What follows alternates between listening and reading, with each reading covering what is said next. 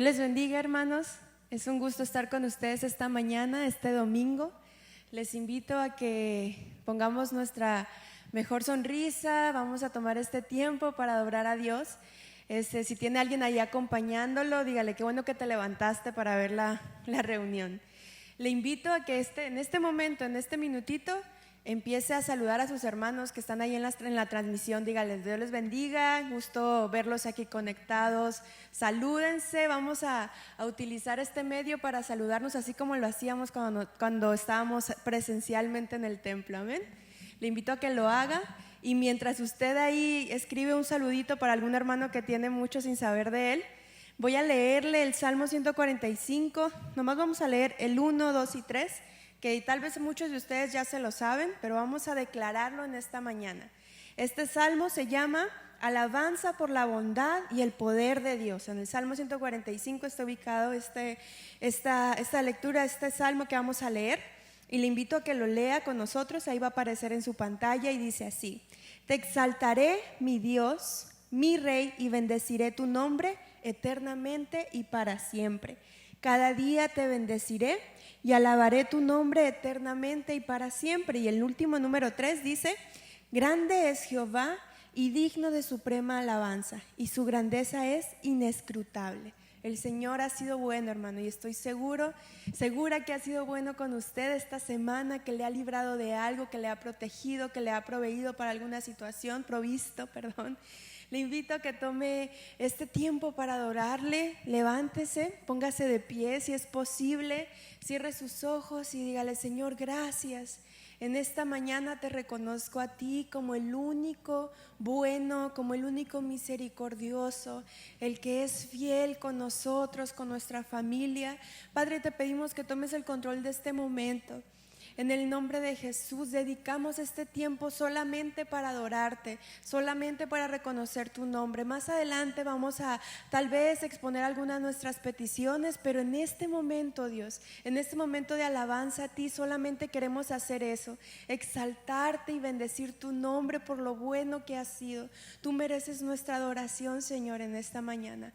Tú mereces nuestro reconocimiento, Señor, en esta mañana, y te reconocemos como el único digno, como el único bueno, Señor. Te damos gracias. Dígale ahí en su casa: Señor, tú eres el Rey de reyes y Señor de señores, y en esta hora te exaltamos y te declaramos Rey de reyes y Señor de señores.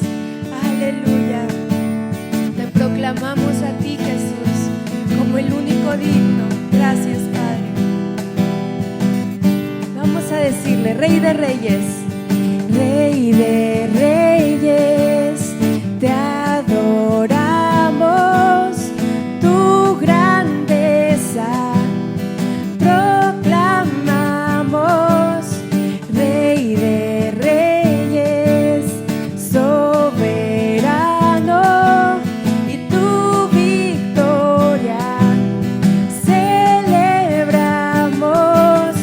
Eres Jesús, el que dio vida a nuestro corazón. Eres Jesús, digno de recibir toda adoración.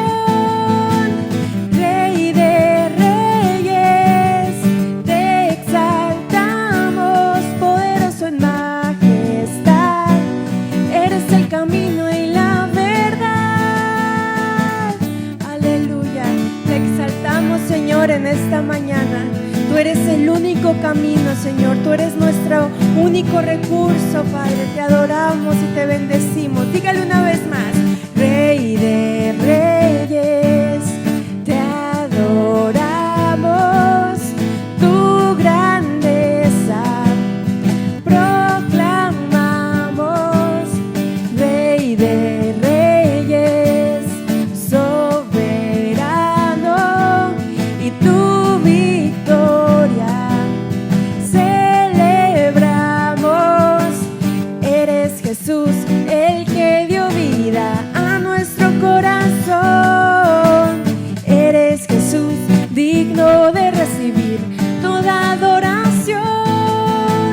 Rey de reyes, te exaltamos, poderoso en majestad. Eres el camino y la verdad.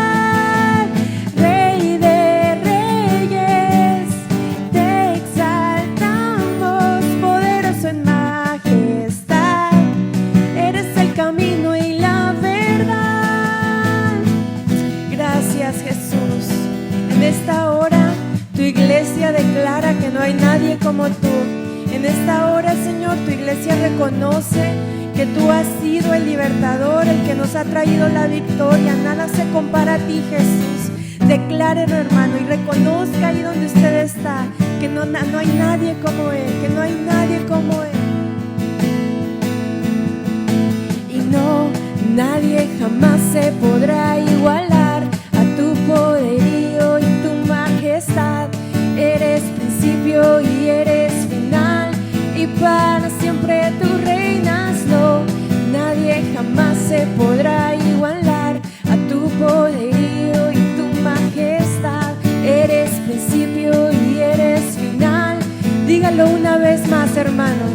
No, nadie jamás se podrá igualar a tu poderío y tu majestad.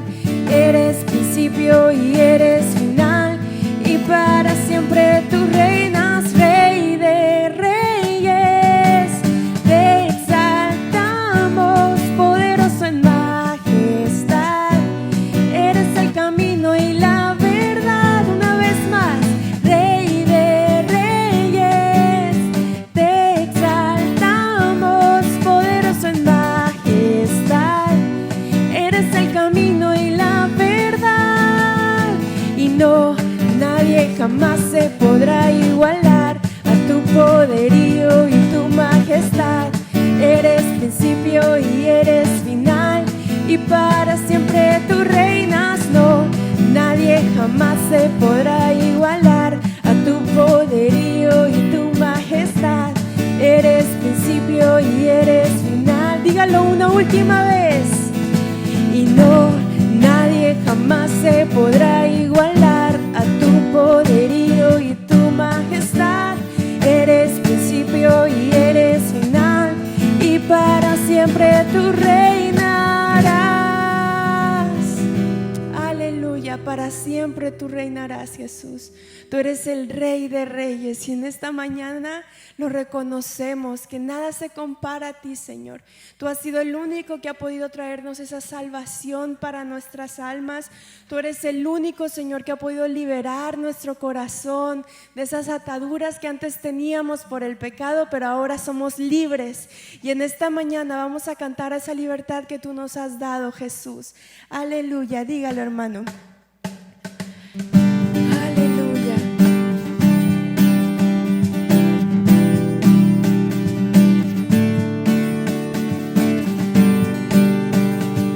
Aleluya. Declaramos cadenas rotas. Las cadenas de la muerte me quito. Para mí ya no hay condenación, hay libertad. Libertad. Siendo esclavo del pecado me libro. En la cruz compró mi redención y libertad. Libertad. Rompió mis cadenas, me dio vida nueva, y al fondo del mar echó mi maldad. Lavó mis pecados y me ha perdonado. Solo en el nombre de Jesús hay libertad. Dígalo, solo en tu nombre hay libertad, Señor. Solo en tu nombre. Yo proclamo que la cruz por mí murió y cambió mi duro corazón por libertad. Libertad. El poder de su evangelio me salvó, y no me avergüenzo del Señor por libertad. Libertad. Rompió mis cadenas.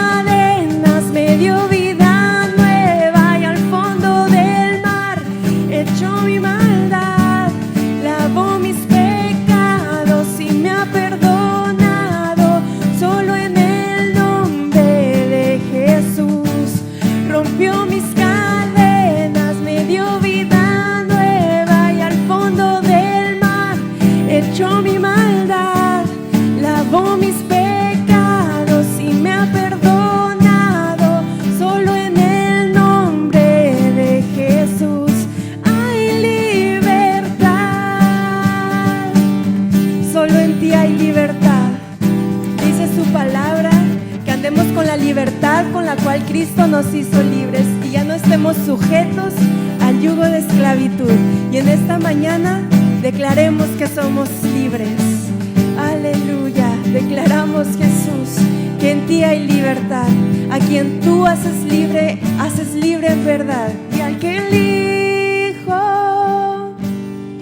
hace libre, es libre en verdad. Haga esta declaración, hermano. Y al que el Hijo hace libre, es libre en verdad. Rompió mis cadenas, me dio vida nueva, y al fondo del mar echó mi maldad, lavó mis pecados y me ha perdonado.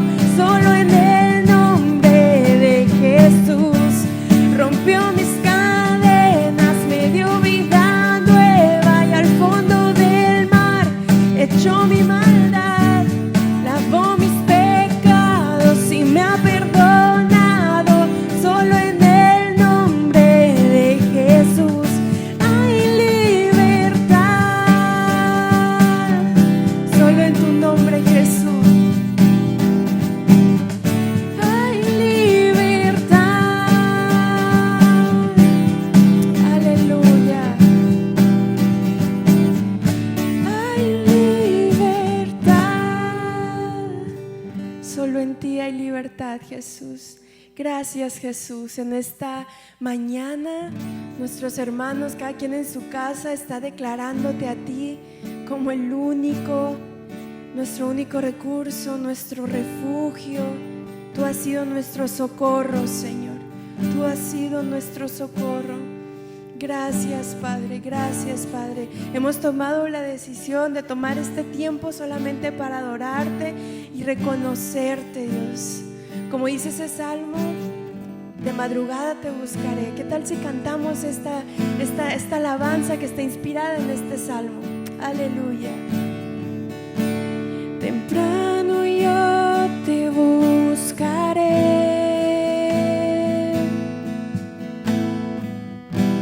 de madrugada yo me acercaré a ti. Mi alma te anhela y tiene sed,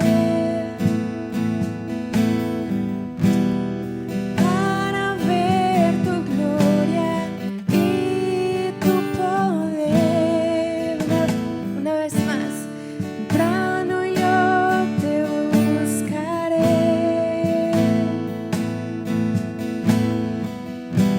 de madrugada yo me acercaré a ti. Mi alma te anhela y tiene sed,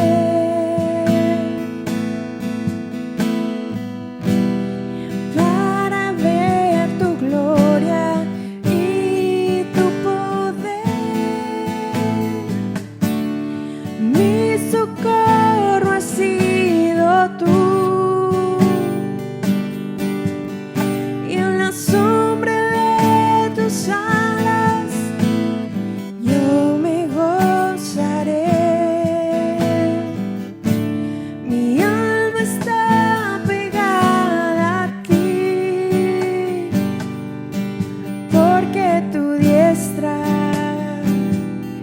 me ha sostenido. Oh, tu diestra me ha sostenido.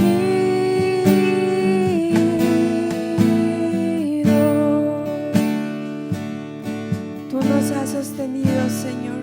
Tú has sido nuestro refugio en tiempos difíciles. Te adoramos, Señor. Gracias, Padre, por ese amor. Dígale una vez más: temprano yo te buscaré. Temprano yo te buscaré,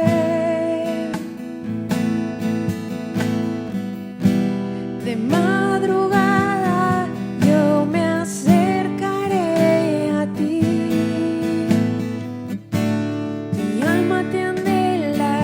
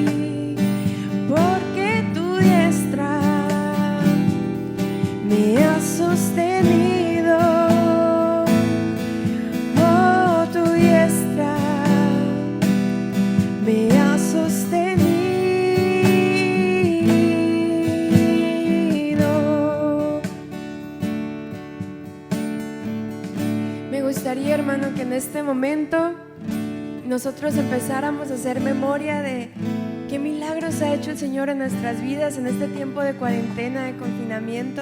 Yo estoy segura que el Señor ha hecho milagros de provisión, ha hecho milagros de sanidad en su casa, en su familia. Y me gustaría que en esta mañana, teniendo eso en mente, podamos cantarle al Señor este coro que dice: tú has sido nuestro socorro. ¿Lo puede hacer con nosotros? Vamos a decirle: gracias, Señor. Esa es nuestra voz reconociéndote. Mi socorro has sido tú, y en la sombra de tus alas yo me gozaré. Mi alma está pegada a ti, porque tu diestra me ha sostenido, porque tu diestra, oh, tu diestra me ha sostenido. Una vez más, oh, tu diestra me ha sostenido.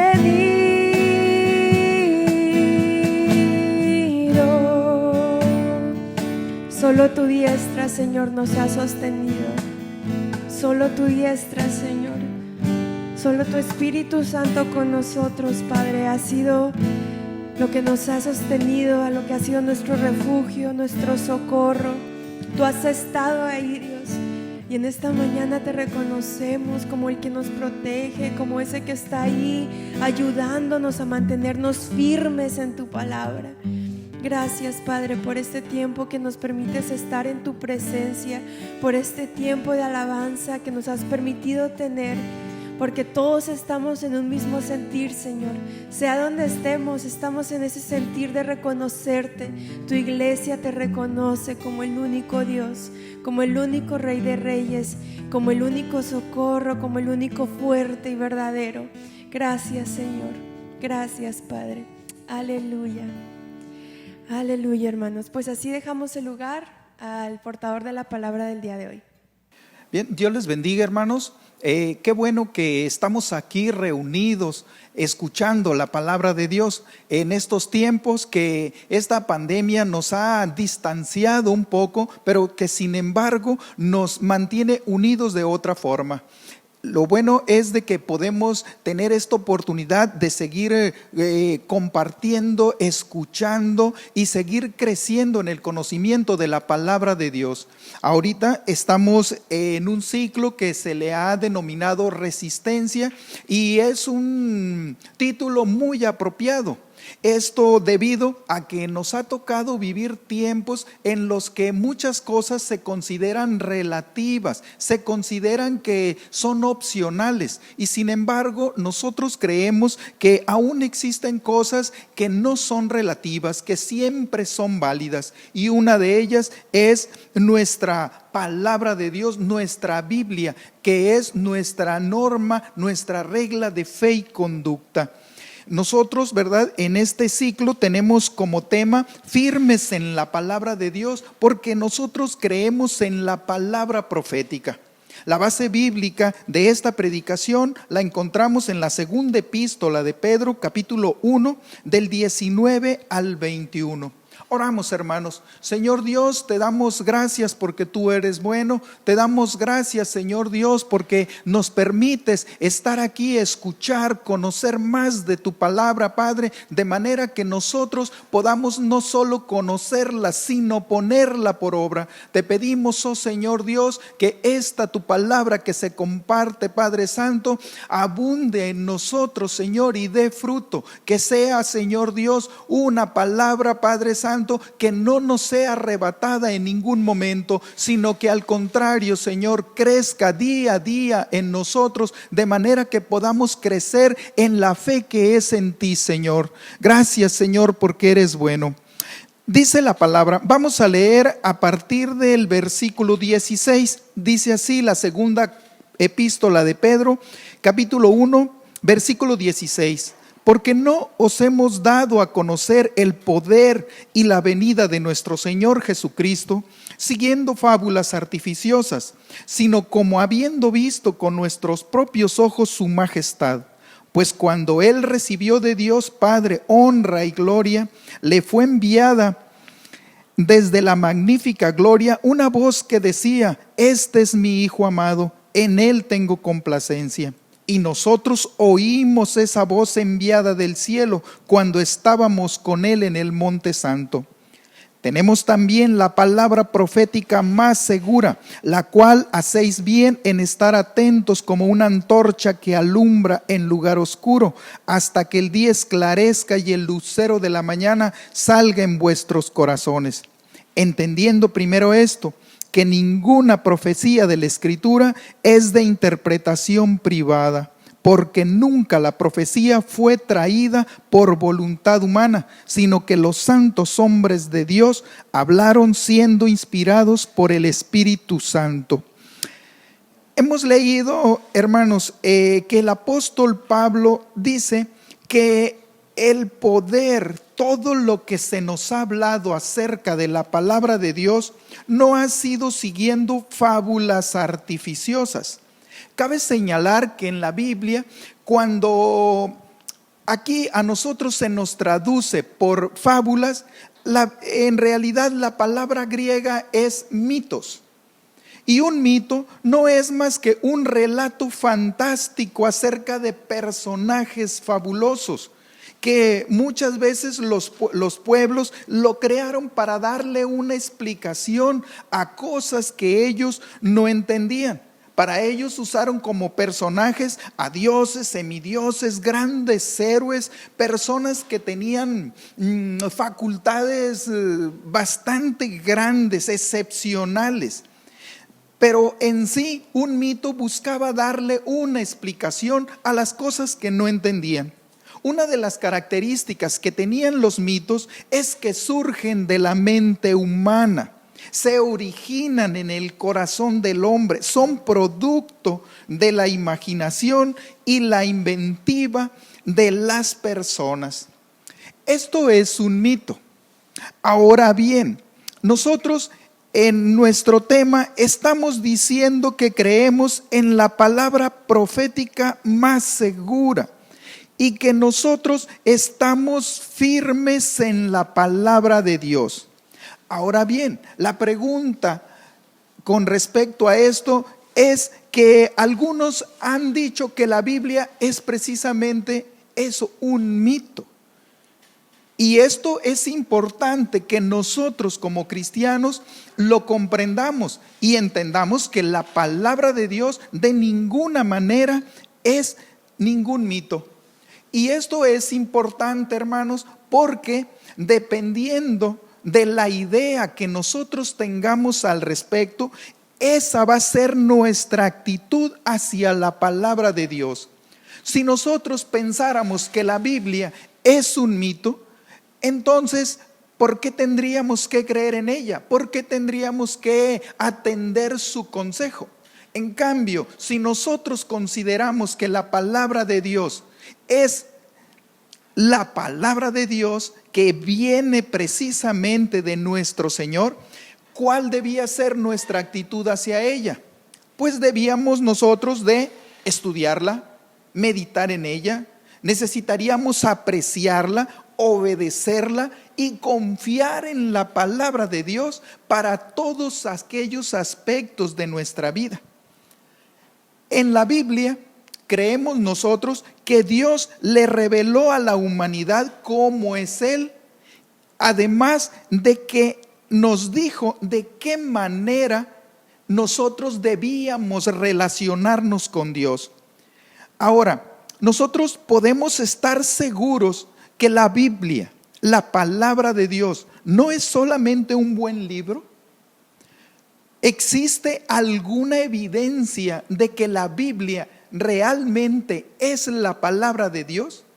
Nosotros creemos que sí, creemos que es la palabra divinamente inspirada y que es completamente suficiente para todos los asuntos de fe y de la vida práctica de nosotros. ¿Por qué nosotros decimos que la Biblia no es un mito? Bueno, Primero que nada, porque la Biblia dice que es la palabra de Dios. En la segunda carta a Timoteo, Pablo dice, toda la escritura es inspirada por Dios. En Éxodo 24 leemos, y Moisés escribió todas las palabras de Jehová. Bueno, ¿pero esto qué? Bueno, ningún otro libro que se considera sagrado se atreve a decir que es revelación de Dios. Tenemos el Corán, tenemos los libros que usan los budistas, que usan muchas otras religiones, creencias, y ninguna se atreve a decir que es palabra de Dios, que lo que allí está escrito fue inspirado por ese Dios en el que ellos creen. Nuestra Biblia dice que sí fue inspirada por Dios, que proviene de Dios. Otro aspecto es la unidad que tiene la Biblia. Nuestra Biblia está compuesta por 66 libros. Fueron escritas en 3 continentes a lo largo de entre 1500 y 1600 años. Fue escrita por poco más de 40 autores diferentes, con diferentes oficios, con diferente nivel económico, con diferente nivel cultural. Y sin embargo, la Biblia es un todo unificado, ni una sola parte de ella se contradice. Y esto es importante, hermanos. Si hablamos nosotros, por ejemplo, de la Revolución Mexicana, un evento que ocurrió hace poco más de 100 años, los historiadores no se ponen de acuerdo en muchos aspectos. En cambio, en nuestra Biblia, aunque pasaron alrededor de 1600 años, mantiene esa unidad de principio a fin. Otro aspecto es el cumplimiento de las profecías. La Biblia contiene cientos y cientos de profecías que se han cumplido exactamente. Ningún otro libro que se considere sagrado tiene ese alcance. Otro aspecto es la autoridad y el poder único que tiene la Biblia. ¿En dónde se ve ese poder? En las vidas que han sido transformadas por esta palabra. Algo que no ocurre con ningún otro escrito que se ha dado, que se considere sagrado. La Biblia tiene un poder dinámico, un poder transformador. Y esto precisamente es uno de los aspectos que la hacen ser esa palabra que viene de Dios. Otro aspecto muy importante es la historicidad de la Biblia.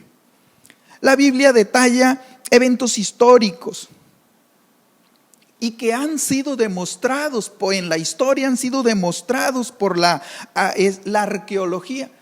Muchos de los aspectos antiguos que la Biblia señala, a los que la Biblia se refiere, se han mostrado. La misma ciencia histórica, la misma arqueología ha demostrado que eso es verdad, diferente de otros libros sagrados. Por ejemplo, el Corán le atribuye su deidad, vamos a decirlo así, a que tiene un lenguaje muy hermoso. Pero eso no es nada, la Biblia es hermosa y existen muchos otros libros que también tienen un lenguaje hermoso. Las escrituras sagradas de los budistas hablan acerca de un héroe que no se ha encontrado jamás registro histórico acerca de él, y no es el caso de la Biblia. Otro aspecto es la integridad de los autores humanos que escribieron la Biblia, que Dios usó para registrar esa palabra de Dios. Todos ellos eran hombres honestos, eran hombres sinceros. Y no solo eso, sino fueron personas que estuvieron dispuestos a morir por lo que creían. Y esto es importante, hermanos. Decía el pastor Martin Luther King que una fe por la que no se está dispuesto a morir no vale la pena. Ellos creyeron que eso que habían escuchado, eso que ellos escribieron, era palabra de Dios y estuvieron dispuestos a morir por ella. Otro aspecto que quiero tocar con respecto a eso es la indestructibilidad de la Biblia. Ningún libro en toda la historia de la humanidad ha sido tan atacado como la palabra de Dios, como la Biblia. Es la que más libros se le han destruido. Otros han considerado y han argumentado que la Biblia es mitológica. El detalle es que la arqueología demuestra su veracidad. Otros dicen que la enseñanza de la Biblia es primitiva, anticuada, fuera de moda, que ya no procede. Y sin embargo, en esta misma palabra están basadas muchas culturas actuales y desde hace muchos siglos. Muchos códigos legales están basados en la palabra de Dios. Muchas veces se ha intentado alterarla, se ha intentado destruirla, y sin embargo, hasta el día de hoy nosotros tenemos una Biblia completa, una Biblia que sigue estando viva como en el tiempo que se escribió y sigue siendo igual de relevante. Y aquí es cuando recordamos lo que Jesús dijo, que el cielo y la tierra pasarán, pero su palabra no pasará. Entonces, Dios es el que está a cargo de proteger y de defender su palabra.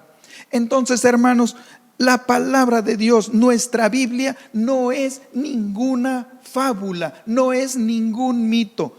¿Por qué? Porque hay evidencia del poder que tiene esta palabra. Decía el apóstol Pedro, porque no os hemos dado a conocer el poder y la venida de nuestro Señor siguiendo fábulas artificiosas, sino como, habiendo visto con nuestros propios ojos su majestad. Y más adelante dice, y nosotros oímos esa voz enviada del cielo. Hemos dicho que algo que caracteriza la palabra de Dios es su poder. Israel fue testigo de hechos formidables. Ningún pueblo en la antigüedad pudo ver que el mar se abriera para ser libertados. Ninguna nación en el pasado pudo ver que su Dios levantara su mano para defenderlos a ellos, para liberarlos de una esclavitud. También nosotros podemos ver en la palabra de Dios cómo a lo largo de toda la historia bíblica Dios ha defendido a Israel. Cuando estuvo en el cautiverio, Dios siempre estuvo a su lado, defendiéndolo, guardándolo, incluso hasta en la actualidad. Israel es una nación que se ha desarrollado dispersa por muchos siglos, por cerca de 2000 años, y ellos siguen siendo una unidad nacional.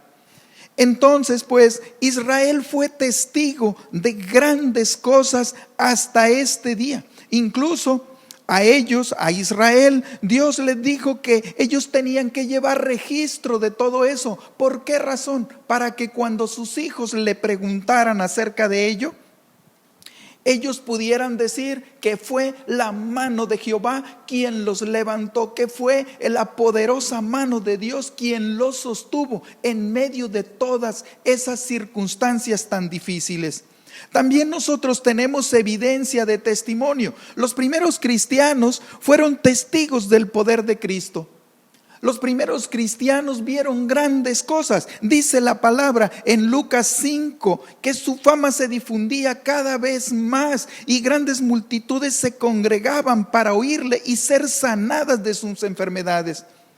Los primeros cristianos vieron sanar a muchos de grandes males, de muchas enfermedades. Muchos fueron liberados de demonios. Muchas vidas, como la de Zaqueo, como la del endemoniado gadareno, la mujer de Sicar que se encontró con Jesús en el pozo, fueron transformadas. Los discípulos vieron cómo Lázaro y otras personas eran levantados de la muerte. Los discípulos fueron testigos de cómo Jesús caminó sobre las aguas, cómo reprendió una tormenta, cómo alimentó a miles con unos cuantos panes. También le vieron morir y resucitar al tercer día. Esto es testimonio del poder de Dios, de que lo que dice su palabra es verdad. ¿Por qué? Porque aún en nuestros tiempos, eso sigue siendo una realidad. Nosotros en nuestras iglesias hemos sido testigos de cómo las personas sanan de problemas de salud bastante fuertes. Nosotros también hemos sido testigos cómo drogadictos se apartan de esos vicios para convertirse en personas íntegras. Hemos visto matrimonios restaurados. Hemos visto personas que estaban llevando una vida perversa, una vida que no agradaba a Dios, cambiar por completo su vida. Eso es testimonio. La palabra de Dios sigue siendo la misma ahora, porque nosotros creemos en un Dios que es el mismo por todos los siglos. El Dios que había antes es el mismo que hay ahora y es el mismo Dios que estará en un futuro. Entonces, pues, hermanos, para este aspecto es importante. Decíamos ahorita que algo que califica a la Biblia como palabra de Dios es precisamente ese aspecto que le hace transformar, le hace cambiar por completo la vida de las personas. Otro aspecto importante con relación a esto es que la palabra de Dios no es creatividad humana. La Biblia fue escrita por personas, pero estas personas no escribieron lo que se les ocurrió, sino que fueron inspirados por Dios para escribir lo que ellos escribieron. Por eso dice el apóstol Pedro: tenemos también la palabra profética más segura. Tenemos la palabra profética más segura. Y este aspecto es importante, porque nosotros como cristianos creemos en los milagros, creemos que Dios hace cosas grandes. El poder de Dios es inmenso. Dios puede cambiar vidas, sanar enfermos, restaurar órganos incluso, porque lo hemos visto. Eso es algo que ocurre. El problema es que muchas veces las personas se han ido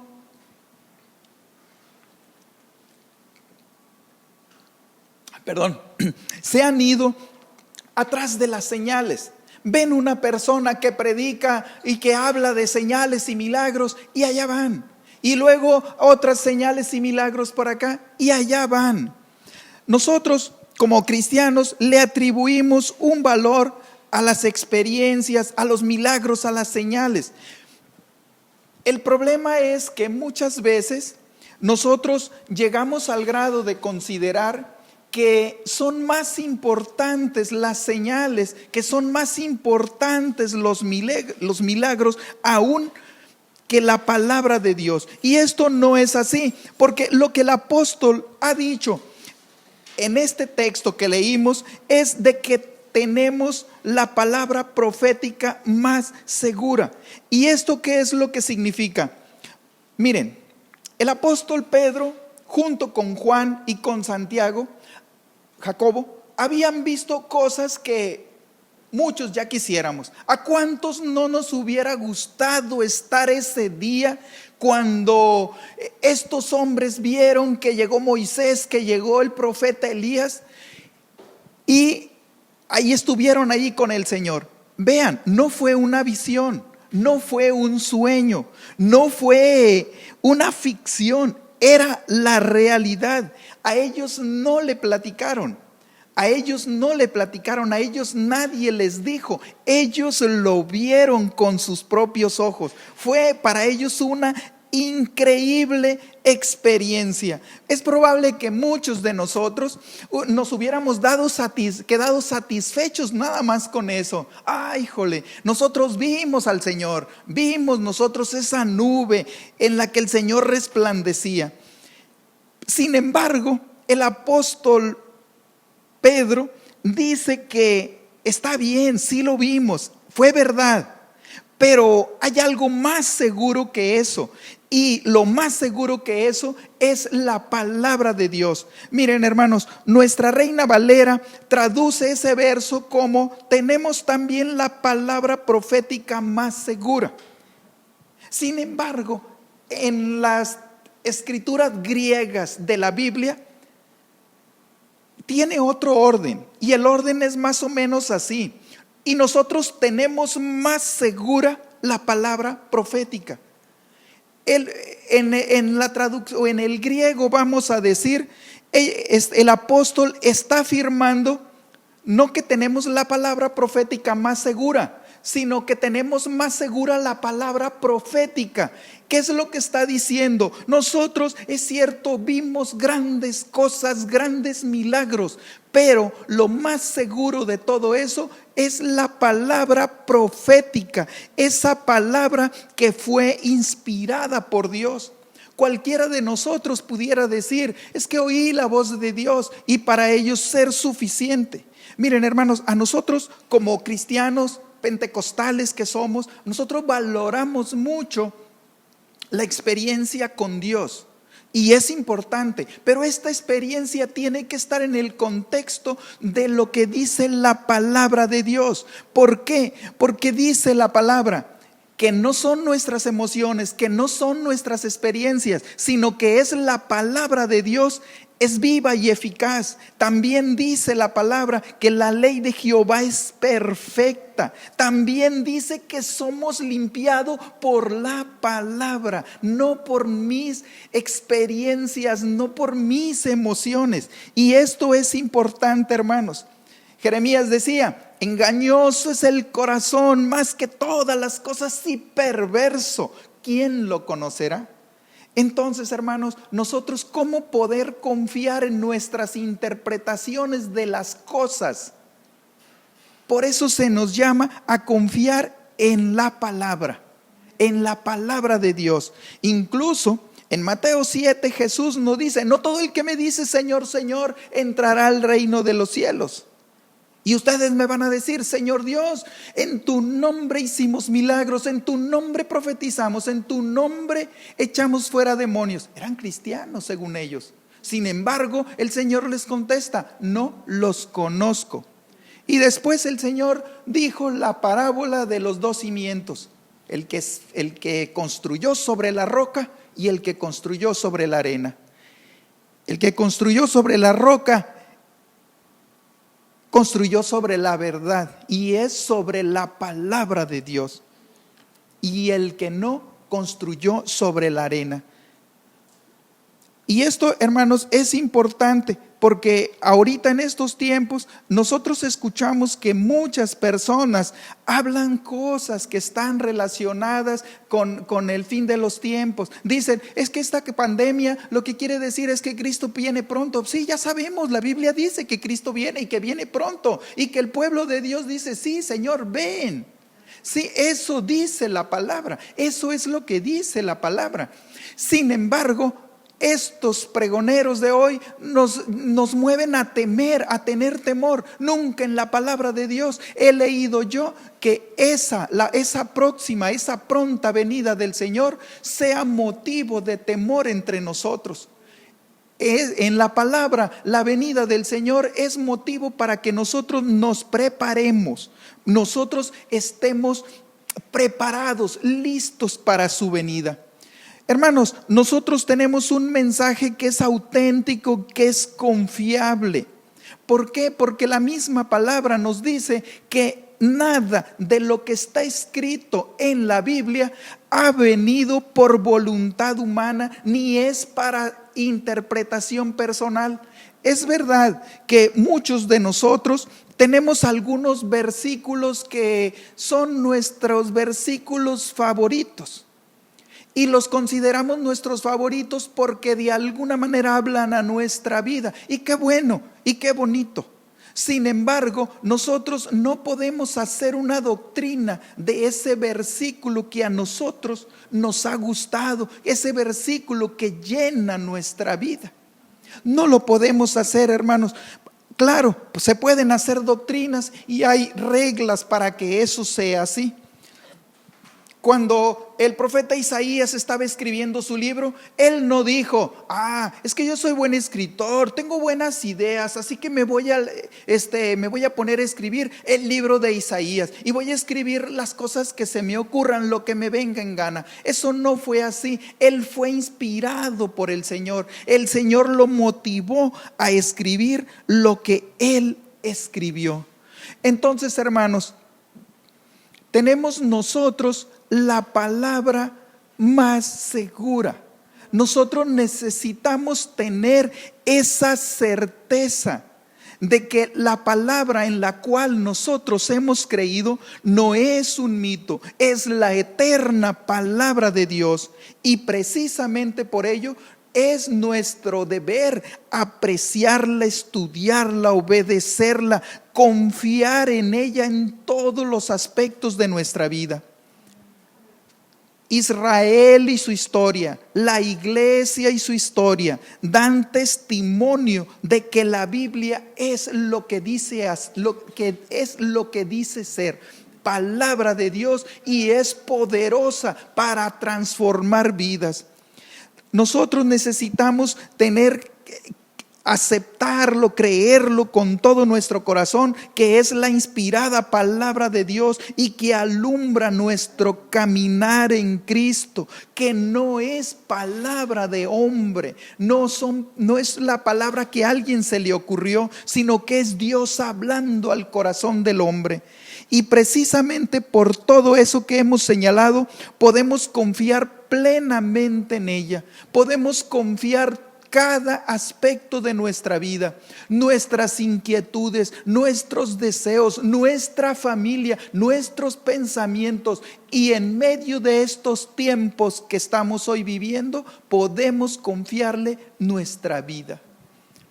Hermanos, oramos. Señor Dios, te damos gracias porque tú eres bueno.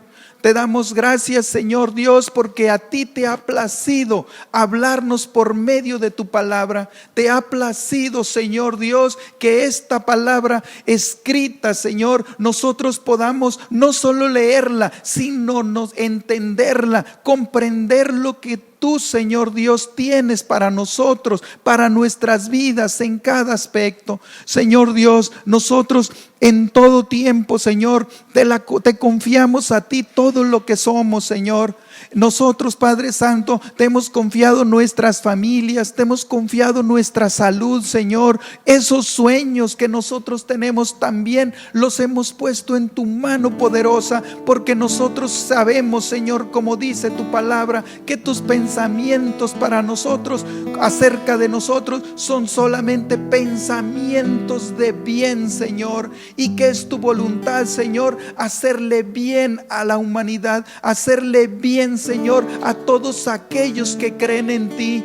Y también dejas la puerta abierta para que todos aquellos que no te conocen, Señor, puedan verte, puedan transformar su vida, Señor, a través de tu palabra. Señor Dios, tu palabra dice que nosotros somos transformados, nosotros crecemos en fe por escuchar tu palabra. Queremos oírla siempre, Señor Dios, aún en medio de estos tiempos.